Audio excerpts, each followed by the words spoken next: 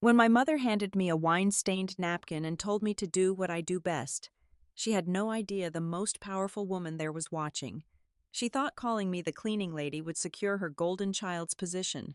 She never knew I held her billionaire in-law's darkest secrets and enough evidence to send my parents to prison. Before I reveal how their empire crumbled, where are you watching from? Tonight, nobody can clean this mess. Hello to all the wonderful listeners of Maya Revenge Stories. Thank you so much for your continuous support. Unfortunately, YouTube has disabled our monetization features, leaving us without the budget to operate, meaning we must pause uploading new videos here for the foreseeable future and shift our focus to Patreon. If you enjoy today's story, please consider supporting us by joining the Maya Revenge Stories Patreon channel, where you can listen to even more incredible, exclusive true stories with longer runtimes, deeper details we cannot share publicly on YouTube, and multiple emotional voice actors bringing the characters to life. You can join by scanning the QR code on your screen or by clicking the Patreon link in the description or the pinned comment of this video. Now, let us begin today's story, as I, Priscilla Burton, take you into the shadows of the elite. The Grandmont Estate sits just outside New York City, a sprawling mansion wrapped in ivy and old money. As I stepped out of my car, the crisp evening air bit at my skin, but it was nothing compared to the chill I felt in my chest. I am 32 years old, and I do not belong in this world of champagne towers and forced smiles. Or rather, they do not know that I belong here more than any of them. I am the founder and chief executive officer of Aegis Horizon Tech. We are a data security and media crisis management firm. When a hedge fund manager's private messages leak, or a politician's offshore accounts are exposed, my team and I make it disappear. We are the digital fixers for the 1%. But tonight, I was not invited as a powerful executive. I was invited as the family disappointment. Tonight was the engagement party of my younger sister, Savannah, and her fiancé, Julian Sterling. The Sterlings were real estate royalty, possessing the kind of generational wealth that my parents, Margaret and Thomas Vance, had spent their entire lives desperately trying to touch. Standing beneath the warm glow of the estate's crystal chandeliers, I watched the elite mingle, completely unaware of the fragile glass house they were dancing inside. My parents have always lived in a delusion of their own making. To them, I am still the same broken girl I was 10 years ago. Back then, I was 22. Pouring every ounce of my energy and every penny I had into my first tech startup. I trusted my parents blindly. I left my name on a joint family account, believing they had my back as I built my business. I was entirely wrong. Behind my back, they systematically drained my education fund and my entire business savings. They took absolutely everything to pay off a massive mountain of debt Savannah had racked up. She had to have designer bags, luxury vacations, and the illusion of a perfect life, to protect Savannah's reputation and keep her out of legal trouble. They sacrificed my future without a second thought. My startup collapsed. I was forced to file for bankruptcy, and I spent years eating instant noodles in a tiny, unheated apartment. They never apologized. They simply brushed it off as a small, necessary sacrifice for the family. In the 10 years since that ultimate betrayal, I cut off all financial ties and quietly built my empire in the shadows. My family has absolutely no idea that I am a self-made millionaire. Whenever we speak, which is exceedingly rare, I tell them I work in IT support. I let them believe I am a low-level employee who sits in a dark cubicle, deleting junk files and resetting passwords for minimum wage. They call me a digital janitor. It makes them feel superior.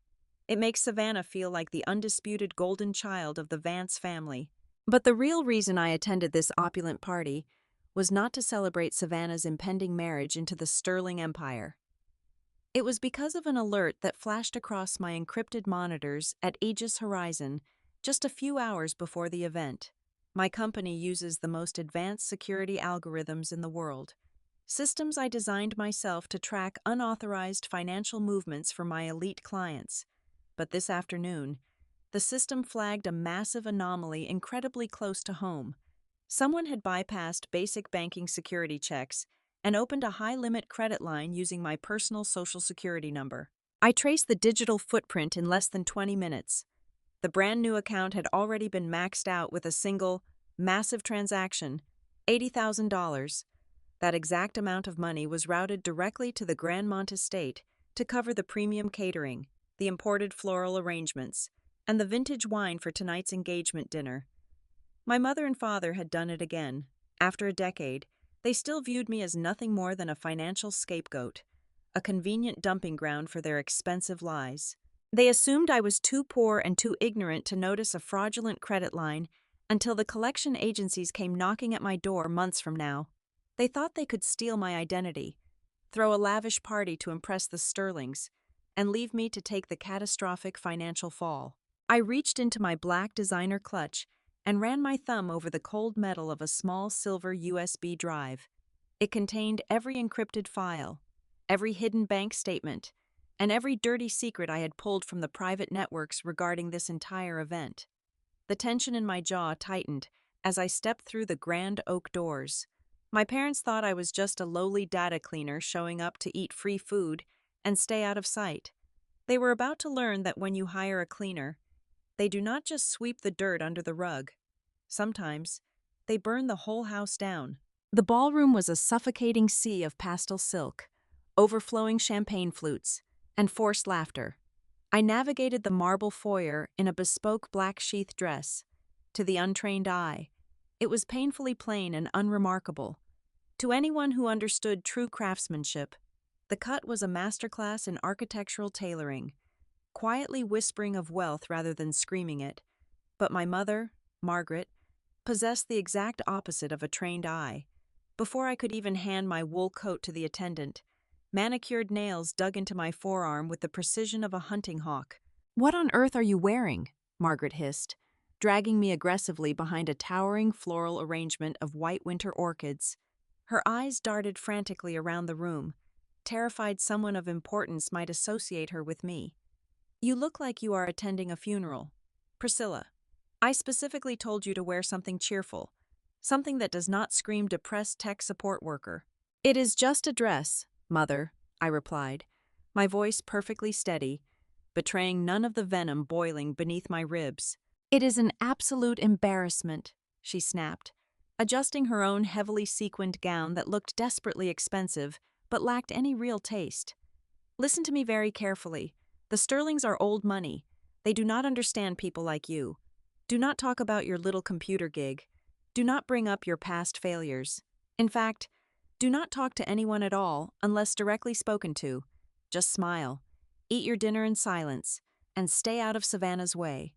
Tonight is about her massive success, not your miserable existence." Speak of the devil.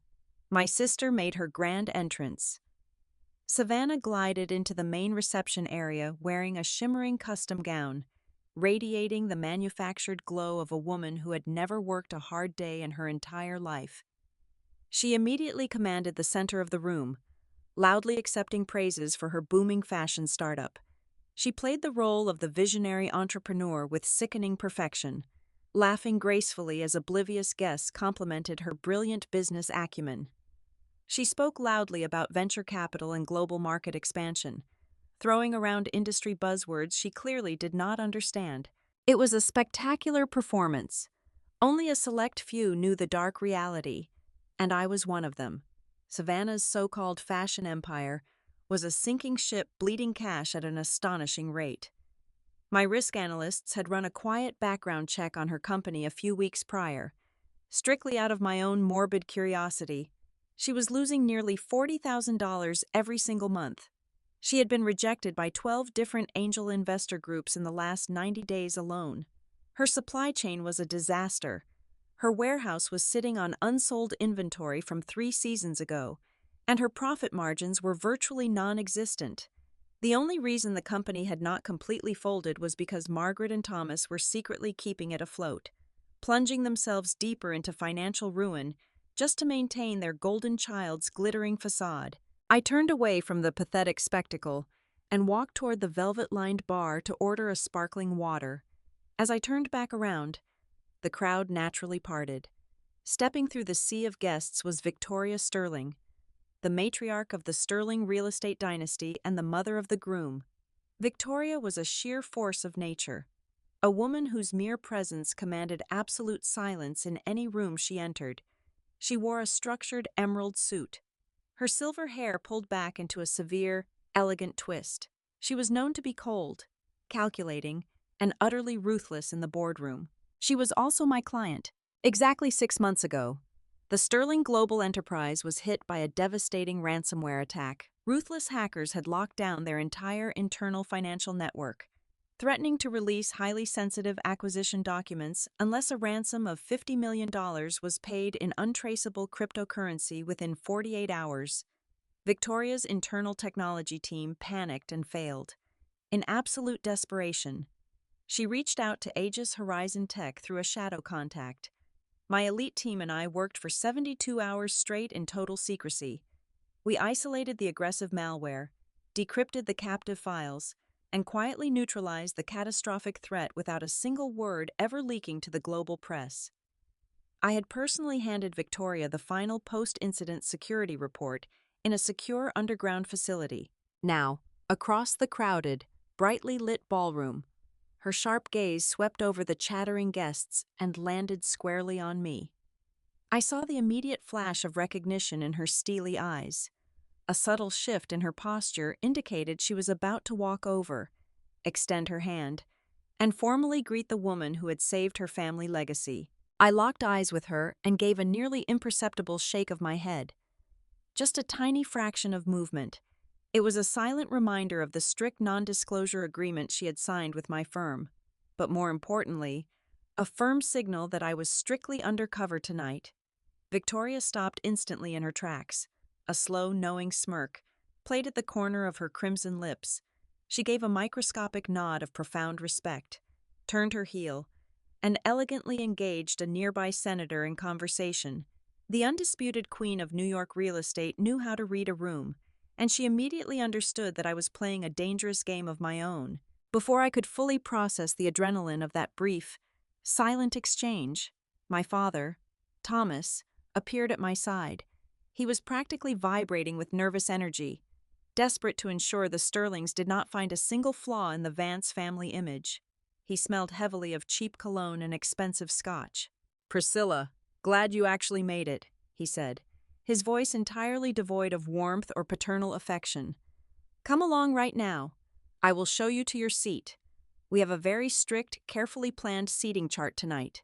He led me away from the grand crystal centerpieces, away from the Sterling family, and away from the vibrant heart of the engagement party. We walked until the glowing chandeliers gave way to dim, cheap recessed lighting. He finally stopped at a small, cramped table pushed flush against the back wall, directly next to the swinging wooden doors of the catering kitchen. The aggressive noise of clanking ceramic plates and shouting chefs bled through the metal hinges every time a waiter pushed past. It was the absolute furthest point from the head table. It was the designated penalty box for unwanted +1s and embarrassing relatives. "Here you go," Thomas said, patting the back of the flimsy wooden chair with a fake, tight smile. "You will be perfectly comfortable back here, out of the spotlight, just how you like it, right?" "It is absolutely perfect, Father," I said smoothly, taking my seat without breaking eye contact with him. He hurried back to the glamour of the main floor, eager to distance himself from his greatest disappointment. As the kitchen doors swung open again, blasting my back with the heavy smell of roasted meat and industrial dish soap, I simply smoothed the luxurious fabric of my skirt and took a sip of my water. They truly thought they had buried me in the darkest, most pathetic corner of the room, but they entirely forgot that the shadows are the absolute best place to sit when you want to watch a theater burn to the ground. The dinner service commenced with a synchronized army of waiters marching out from the kitchen doors directly behind my chair. With every swing of the heavy wooden panels, the clattering chaos of the culinary staff threatened to drown out the string quartet playing softly in the corner of the ballroom. But even the loudest crash of silver plates could not muffle the piercing, performative voice of my mother echoing from the head table. Margaret was holding court, projecting her words so aggressively that the surrounding tables had no choice but to listen. She was busy weaving a magnificent tapestry of absolute fiction regarding Savannah's business. I could hear her boldly claiming that Savannah was in talks to open 3 new flagship stores across Europe by the first quarter of next year. She boasted about skyrocketing sales margins and exclusive celebrity endorsements, painting a picture of an unstoppable fashion mogul. It was nauseating. The air in the room felt thick, heavy with the suffocating weight of their collective delusions. As the second course was being cleared, an elderly woman draped in heavy pearl necklaces wandered away from the center tables. She seemed momentarily disoriented, looking for the restrooms, and found herself paused next to my secluded corner. She offered a polite, wrinkly smile and introduced herself as a great aunt of the groom. "I do not believe we have been introduced," the elderly woman said, squinting slightly at my austere black dress. "Are you a colleague of Julian's?" "I am the bride's older sister," I replied evenly, keeping my hands folded neatly in my lap. The woman's eyebrows shot up in genuine surprise. "Oh, how lovely. I had no idea Savannah had an older sister. And what is it you do, dear? Are you building a global empire in the fashion industry as well?" Before I could even draw a breath to respond, a shadow fell over our small table. Margaret materialized out of thin air. She had evidently been tracking the movements of the Sterling relatives like a hawk, terrified of what I might say if left unsupervised with a member of the groom's extended family. She instantly wrapped a heavily jeweled hand around the elderly woman's frail arm. "Oh, goodness no," Margaret interrupted. Her tone was dripping with artificial sweetness, but her eyes shot daggers at me. She leaned in, lowering her voice into a conspiratorial stage whisper that was deliberately loud enough for the neighboring guests to hear. "Priscilla does cleaning work. She sits all day deleting junk files for other people's computers, a sort of digital janitor." A few guests seated at the adjacent tables turned their heads. I heard the unmistakable sound of a stifled chuckles and the clinking of glasses being nervously set down.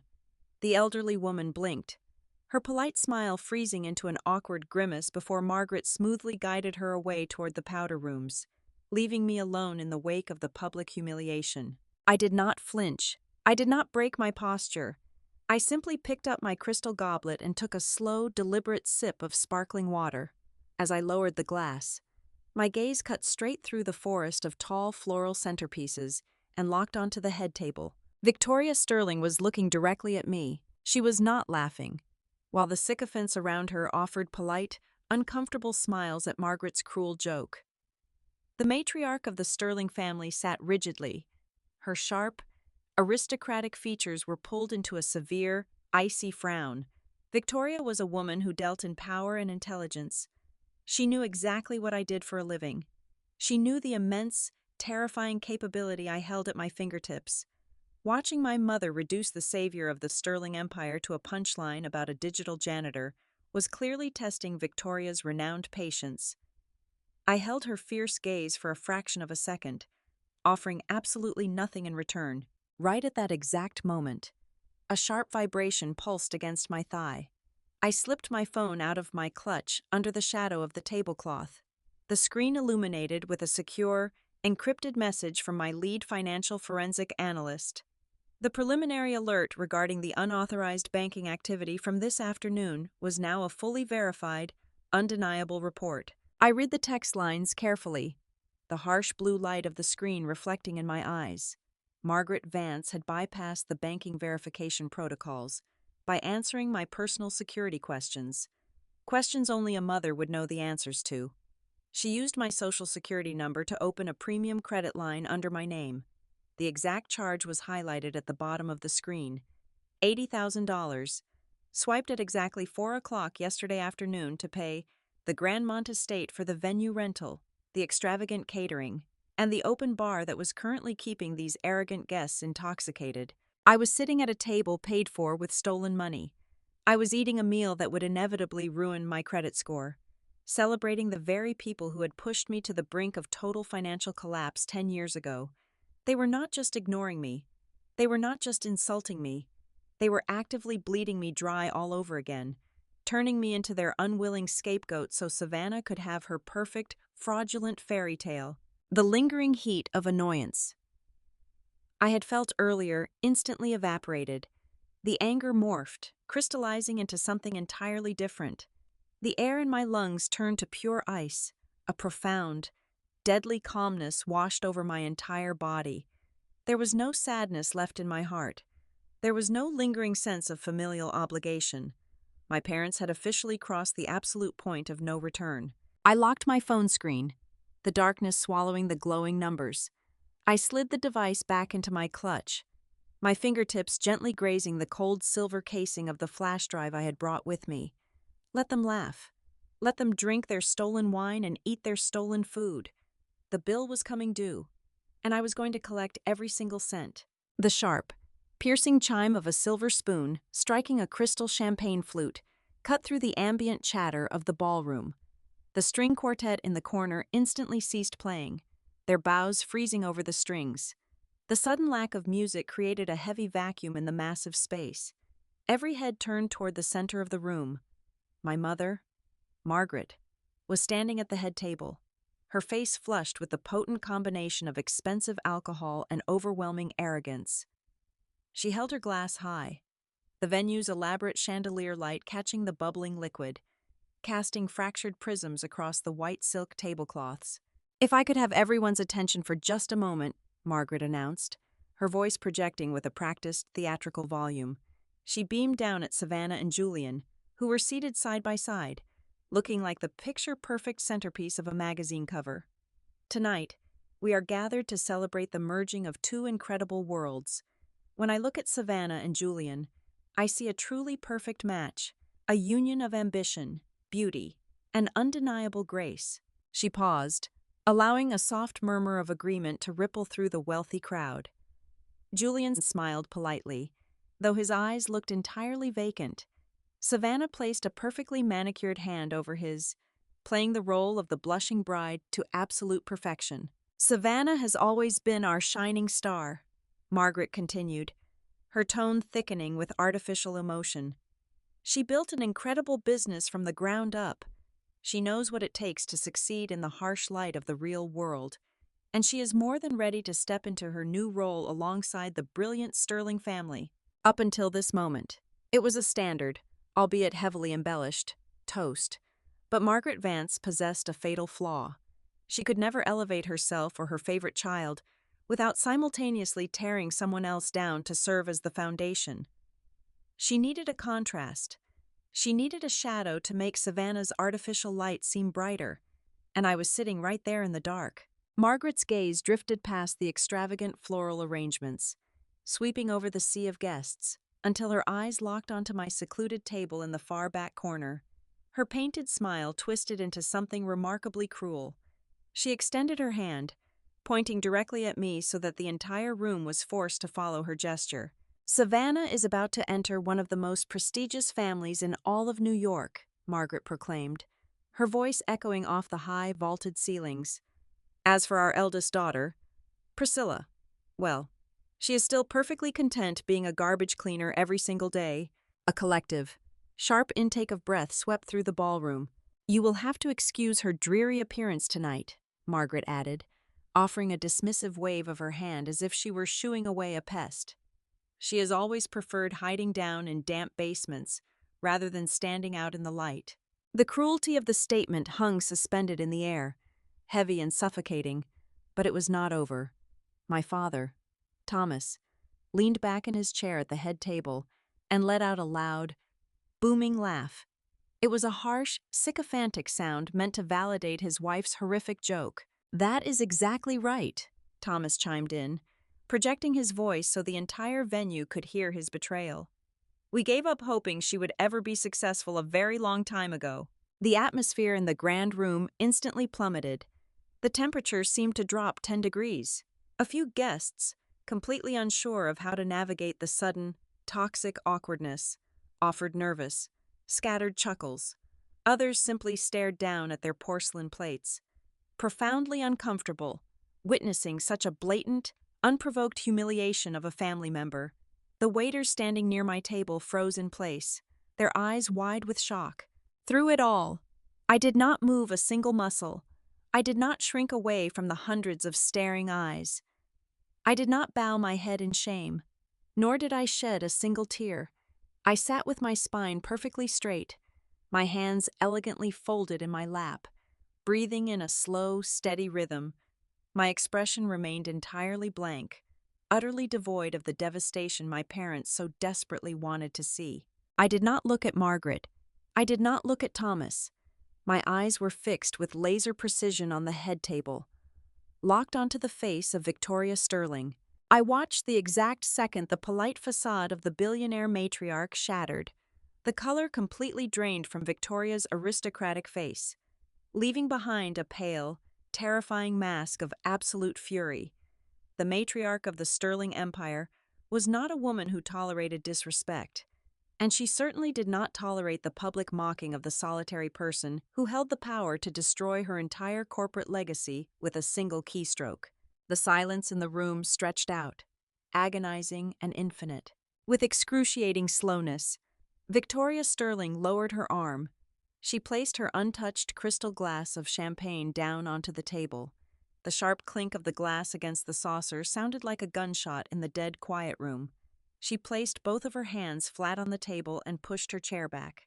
The harsh scrape of the wooden legs dragging against the marble floor made several guests physically flinch. Very slowly, the most powerful woman in the room stood to her full height. The nervous chuckling instantly died. People stopped breathing. Every single eye in the ballroom violently shifted away from me and darted toward the head table. Victoria ignored the terrified stares of the elite crowd. She ignored her son, Julian, who was looking up at her in profound confusion. She did not even glance at Savannah. Victoria Sterling turned her head and looked directly into Margaret's eyes. The storm had officially arrived. Victoria's voice did not boom. It did not echo. It sliced. It was a blade of pure, absolute authority that carved through the suffocating silence of the room, severing the toxic tension my mother had so proudly built. "A garbage cleaner?" Victoria repeated, the words rolling off her tongue with a lethal, terrifying precision. Her gaze remained rigidly locked onto Margaret. Margaret, if it were not for that particular cleaner, the Sterling Global Enterprise would have evaporated $500 million into thin air during the summer of last year. The collective gasp that ripped through the grand ballroom was physical. It was the sound of 100 wealthy, influential people suddenly realizing they were witnessing a catastrophic social execution. The string quartet players in the corner lowered their instruments completely, their eyes wide. Victoria did not break eye contact. She stepped out from behind the head table, her structured emerald suit radiating an intimidating, undeniable dominance. It is profoundly embarrassing to stand here and realize that you have absolutely no idea who your own blood is. The woman sitting in the shadows over there is not a low-level technical support worker. She is the founder and chief executive officer of Aegis Horizon Tech. Murmurs erupted like wildfire across the venue. The name dropped like a kinetic bomb on Wall Street. Aegis Horizon was not just another technology startup. It was an impenetrable fortress. The corporate elites in this very room paid millions of dollars in retainer fees to secure firms exactly like mine, and many of them recognized the name instantly. Whispers of my firm's ruthless efficiency and shadow operations rippled violently from table to table. Margaret's face morphed from a flushed, arrogant red to a sickly, translucent white. Her jaw slackened, her mouth opening and closing like a suffocating fish. She looked desperately around the room, trying to find a friendly face to anchor her. But the sycophants who had been hanging on to her every word just moments ago were now physically leaning back in their chairs, violently distancing themselves from the blast zone. "Victoria, please, you," Margaret stammered, her voice shaking violently as she lost all semblance of composure. She let out a high-pitched, hysterical little giggle that sounded entirely unhinged. "You are clearly mistaken, I assure you. There has been a massive misunderstanding here. Priscilla is just, well, she is just my daughter. She works in a basement. She does not run anything of importance. You must be confusing her with someone else entirely." Victoria let out a single, dry laugh that lacked absolutely any trace of humor.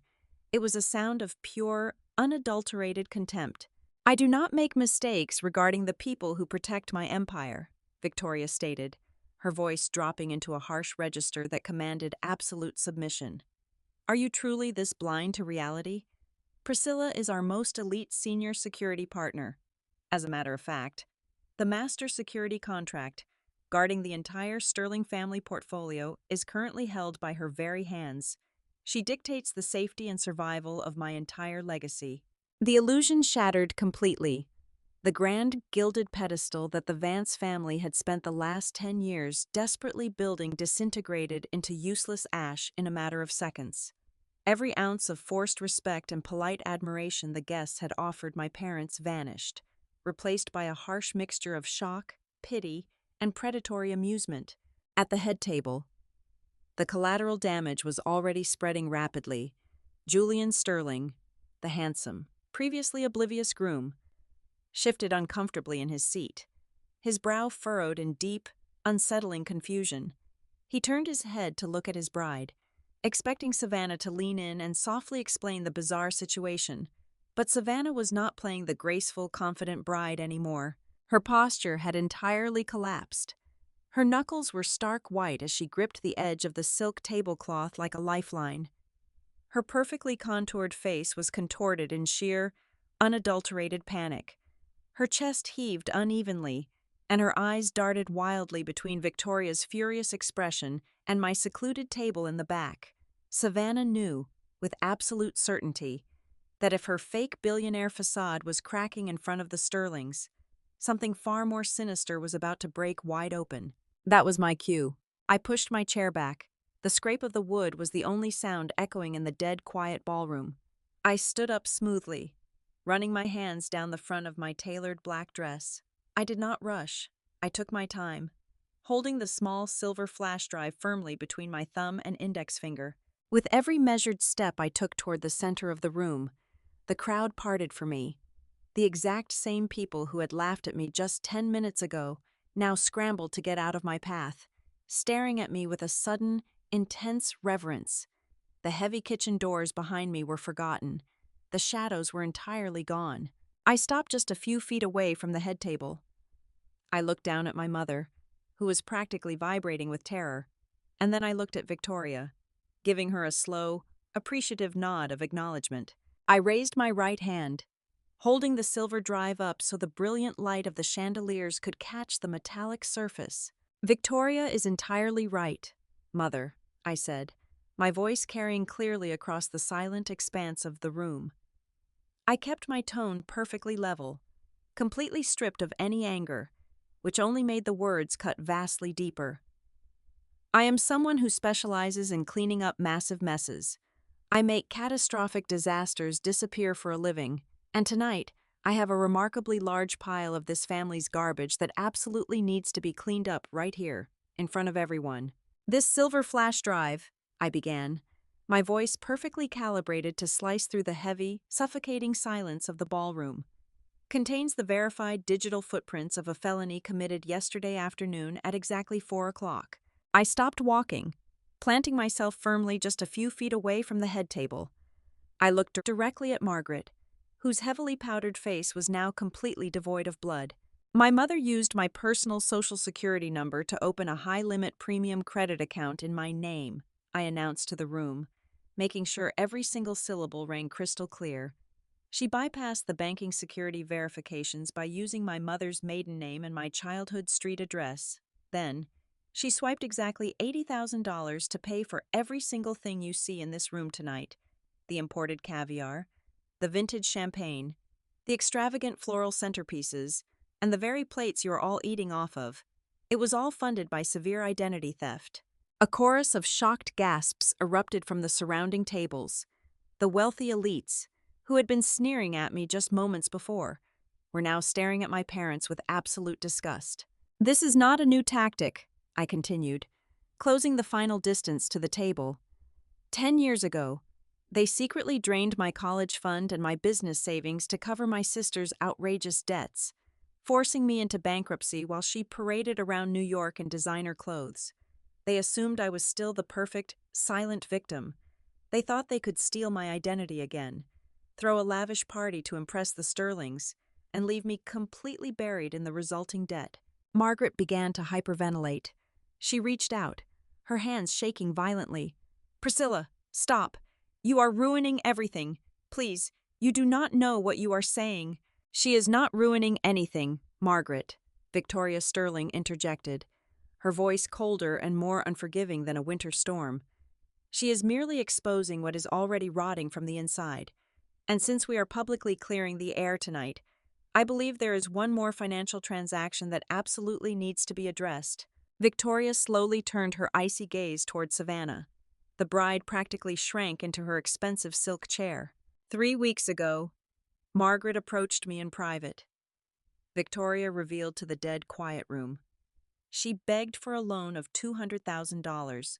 She claimed it was a traditional dowry requirement, a temporary transfer to secure a secondary venue and finalize the bridal assets. However, my forensic accountants did a little digging yesterday after I grew suspicious of your sudden, erratic anxiety. Victoria paused, letting the devastating weight of her words hang over the table. That $200,000 did not go toward any dowry.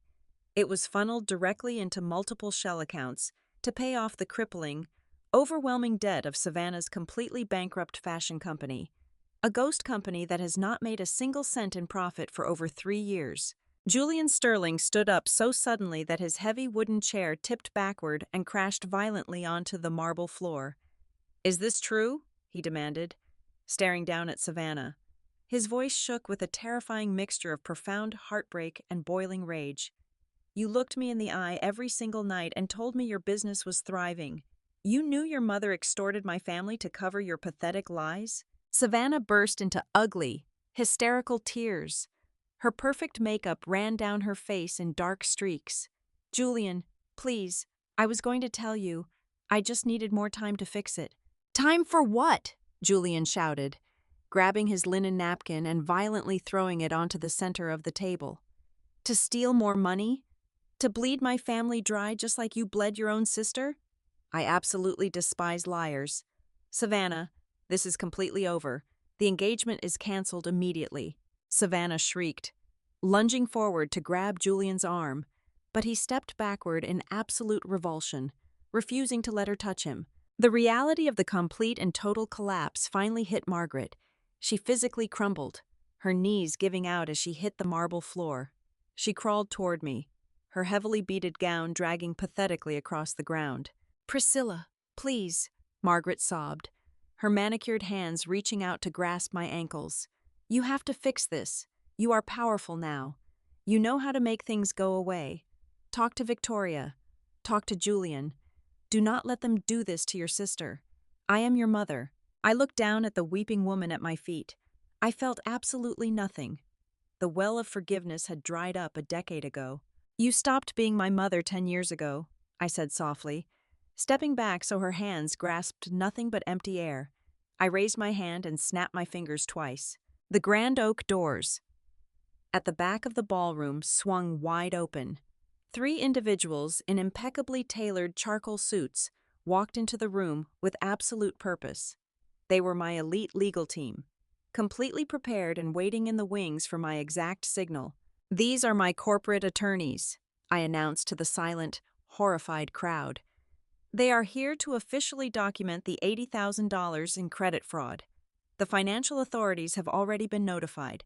I highly suggest you and Thomas find yourselves a very good defense lawyer, because I am pressing maximum charges." I turned my back on the head table. I did not stay to watch the chaos unfold. I did not stay to watch the elite members of high society pull out their phones to record the spectacular, devastating downfall of the Vance family. I simply walked out of the Grandmont estate, the cool night air hitting my face like a baptism. The most ruthless revenge is never about screaming, breaking things, or resorting to violence. It is simply stepping out of the way and letting the absolute truth burn down the people who have spent their entire lives building a fragile house of lies. For 10 years, I let them cast me as the pathetic supporting character in their twisted, fraudulent play. But tonight, I burned the entire script to ashes. Blood does not give anyone the fundamental right to destroy you. And as my private driver pulled away from the blazing wreckage of their fake empire, looking out at the city skyline, I finally felt completely, irrevocably free. Thank you so sincerely to every single one of you for listening to my story today. Where in the world are you tuning in from right now? Please let me know down in the comments. If you found today's story captivating, I have an important request. As I mentioned earlier, our channel has unfortunately lost its monetization, meaning we absolutely cannot upload any new videos here for the foreseeable future. We are transitioning our operations entirely over to Patreon. Please help support us by joining the Maya Revenge Stories Patreon channel, where you can listen to the absolute best, longest, and most exclusive true stories that we simply cannot publish publicly on YouTube. You can join right now by scanning the QR code on your screen or by using the Patreon link located in the description or the pinned comment below. Thank you again for your incredible support, and stay strong.